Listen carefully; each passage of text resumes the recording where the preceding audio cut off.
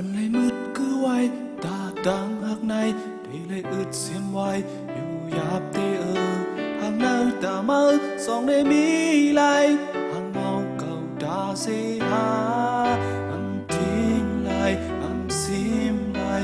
giờ hạc này để lát mơ có cô đang mứt cứ hầu lấy lũ leo cầu lấy hạc mơ này bên đom biết ha tham đi giờ hạc mơ song để giang nhiên lại giờ lấy hạc mơ này có bên giờ hư âm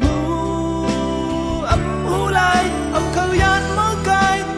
mơ khao lời mơ lên sắm mơ này cầu lên muốn sơ hoài giờ lấy hạc mơ này có bên giờ hư âm lại con này cày mơ này cầu bề má giờ thương ai mơ dòng sáng hú lại lòng này khờ mơ để mọc lên giờ